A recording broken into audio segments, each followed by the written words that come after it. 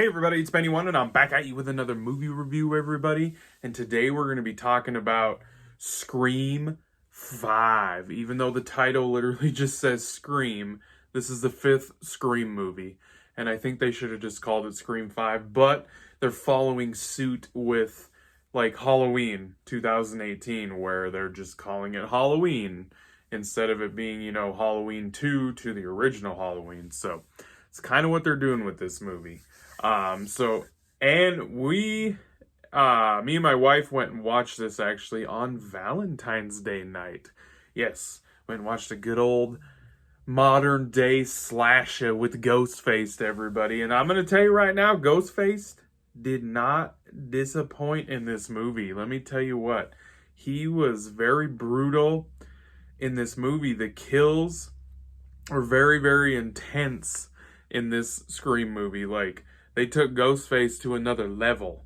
But I can see why they did, because like Michael Myers in the new Halloween movies that have come out over the past few years, he's very brutal. He's the same Michael that was in the classic Halloween and Halloween 2. It's the same Michael, but he's brutal, and that's the way Ghostface is. You got the same Ghostface in this, but he's just more hardcore, and the deaths are plenty, and they are gory and brutal as hell, everyone. They do not disappoint, like, seriously. I think this is probably, this is some of the best Ghostface we have gotten in a Scream movie, to tell you the truth. And I'm talking about the stuff on the phone where he's playing with them, talking to him all creepy, being a dick to him, and then killing him. Like, I think it's some of the best Ghostface we have gotten in this franchise to date. So, did not disappoint, that's for sure. So this is directed by Matt Bettinelli. Olpin, I think is how you pronounce that last part. And Tyler Gillett. They are the ones that did Ready or Not. And I'm going to tell you right now, because Wes Craven passed away, and he directed and helped write all the other 4 Scream movies. So this is the first Scream movie that has been made since Wes passed away. So R.I.P. Wes, you're a masterful genius in the horror movie franchise.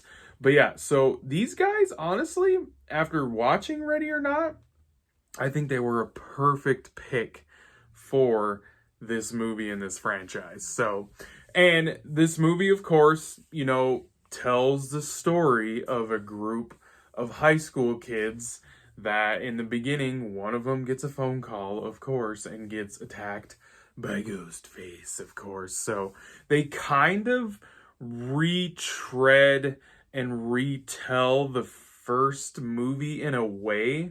They obviously retell certain things from the other movies too, but like they really try and focus and retell in a different style, in a different way, the original Scream movie, because the movie takes place in Woodsboro again, and we get to see the high school in this one, and you got the group of friends where they're all wondering, well, could you be the killer? Oh, you're the killer. Well, maybe you're the killer.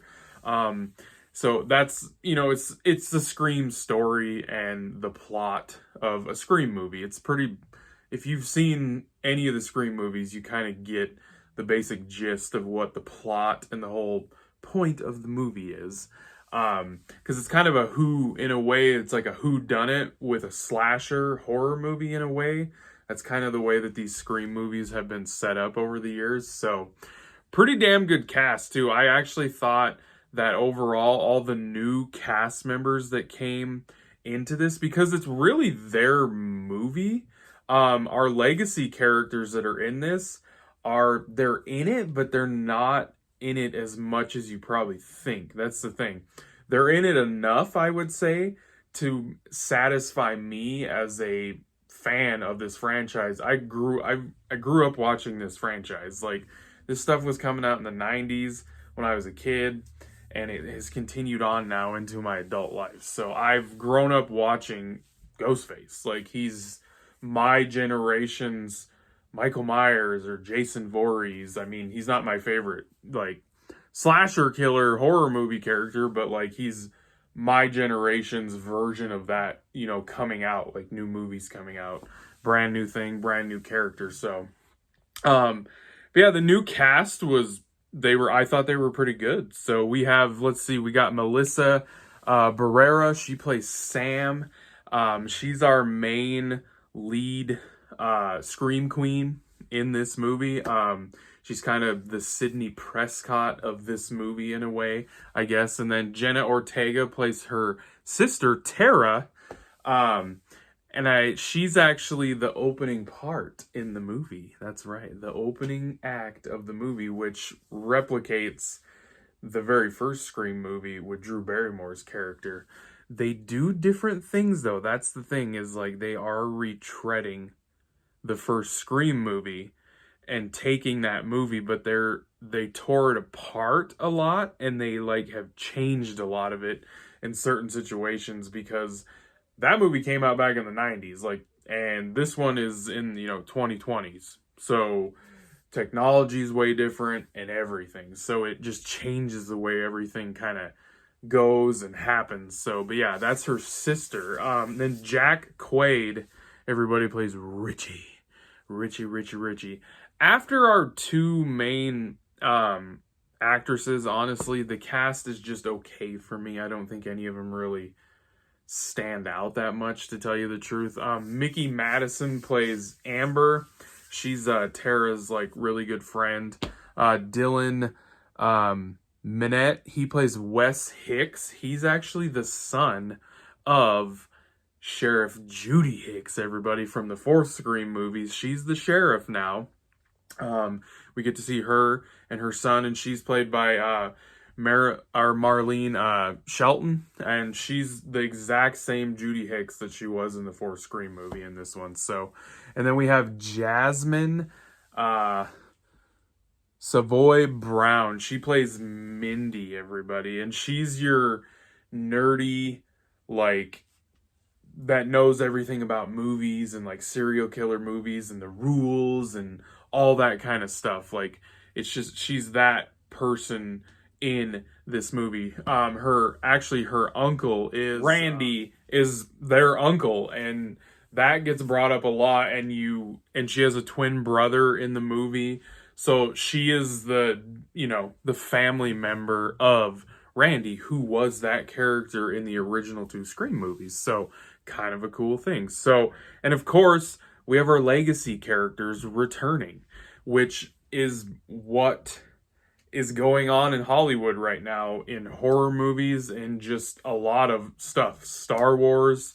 I mean, episode 9 or 7, episode 7, Force Awakens kind of started this trend back in 2015, where you were taking a franchise that has been around for a while or a really, really long time, and you're bringing what they're calling legacy characters back into the fold, where Jamie Lee Curtis has come back for a Halloween trilogy. And it's what you do in these movies now, I guess. So you have Neve Campbell, of course, returning as Sidney Prescott, and she is just as great as this character as she was in the first movie. Seriously. And the second movie. And the third movie. And the fourth movie. She's one of the best parts about the franchise. One of the most consistent things about the franchise. Fantastic. Doesn't miss a beat. But this is not her movie. That's the thing. The legacy characters are in this, but it's not really their movie. They're brought into the fold to help out because of who they are and help deal with Ghostface and their history with this and everything like that. And I actually really enjoyed how they did this. I really did. The trailers make you think that this is all about them and all their movie, but it's not. It's not their movie. So, and then we also have Courtney Cox, of course, returning as Gail Weathers, everybody. And she's just as good as she's always been in the movie, but I do have to say that, man, Courtney Cox, you could tell she's had a lot of plastic surgery done over the years, and it's not doing so hot for her. I'm sorry. She looks odd to me, I guess, and she looks a lot older than, I think she probably really is, but yeah, she was great as Gail, though. Didn't miss a beat. And then David Arquette, everyone, returns as Dewey. And man, they really show a side of Dewey where he's very vulnerable in this movie. He's like mentally, he is just a mess in this movie. Like, and I honestly think that this is David's best performance as Dewey in all 5 movies, without a doubt. And I'm not saying it for certain reasons. I'm not even going to say what happens in the movie totally. Like, I'm just not, because I don't want to spoil anything with our new cast members, our returning cast members, like everything. I don't want to spoil it. But man, David Arquette really gave his all for this movie, and he did a fantastic job with Dewey. We got to see a side of Dewey that we've never seen before. Like, seriously, it was kind of went a little dark. It really, really did. So, but yeah, guys, this movie it's entertaining. If you like the Scream franchise, you are going to enjoy this movie, because our lead actress, our new main lead character, Sam, she has a little bit of a twist with her family heritage that you learn eventually in the movie that I was like, whoa, okay, I was kind of surprised. And those 3 also are not the only legacy characters that return in this movie.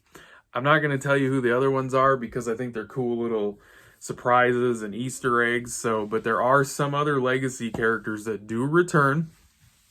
There are also a lot of other actors that have been in the other Scream movies, that, like Matthew Lillard, who was in the first Scream, who was the second murderer.